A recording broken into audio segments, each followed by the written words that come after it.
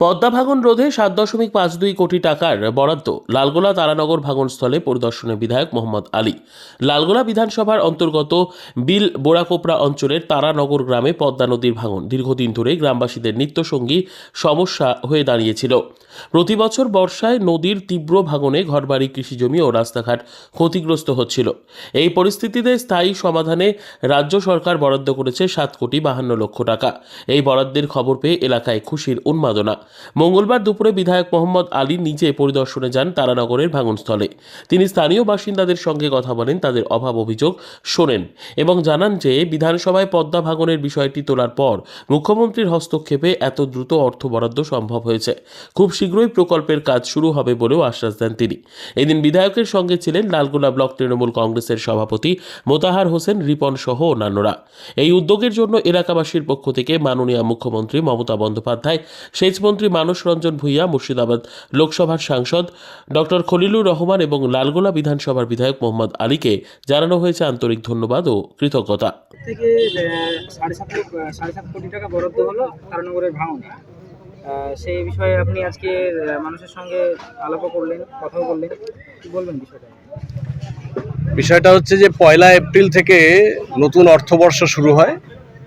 গত 17 এপ্রিল, মাত্র 17 দিনের মাথায় সেচ দপ্তর আমাদের গত বছরের আবেদনের ভিত্তিতে 7.5 কোটি টাকা তার টেন্ডার করেছে।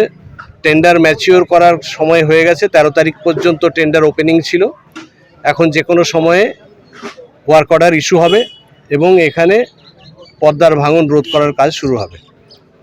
তারানগরের ভাঙন রোধে এই 7.5 কোটি টাকা দেওয়াটা একটা গুরুত্বপূর্ণ পদক্ষেপ শুধু নয়, এটা একটা ঐতিহাসিক ঘটনা।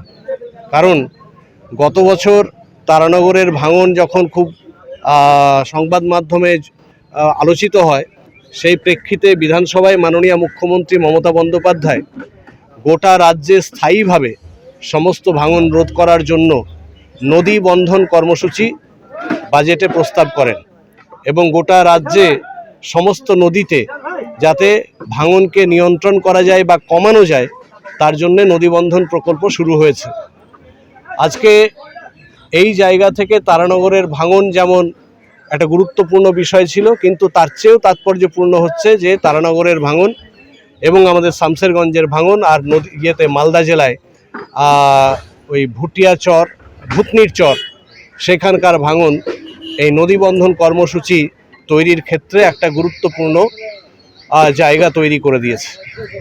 আমরা এই এলাকায় সমস্ত মানুষ যারা আছে তাদের কাছে আবেদন করেছি, দল মত নির্বিশেষে সমস্ত রাজনৈতিক শক্তি যার যেখানে আছে, যেমন বিগত বছর আমরা দেখেছি অধীর রঞ্জন চৌধুরী এসে কেন্দ্রীয় বিজেপির মন্ত্রী সিআর পাতিলকে ফোন করে সাহায্যের কথা বলেছেন।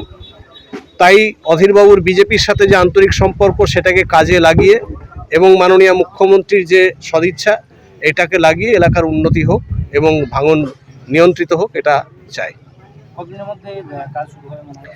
যেহেতু টেন্ডার করা হচ্ছে সরকারের দায়িত্ব, এবার যিনি টেন্ডার পাবেন তার তো একটা টাইম পিরিয়ড থাকে, যে সময়ের মধ্যে তাকে কাজ করতে হবে, শেষ করতে হবে। সেই সময় পর্যন্ত তার বিরুদ্ধে কোনো ব্যবস্থা নেওয়া যাবে না।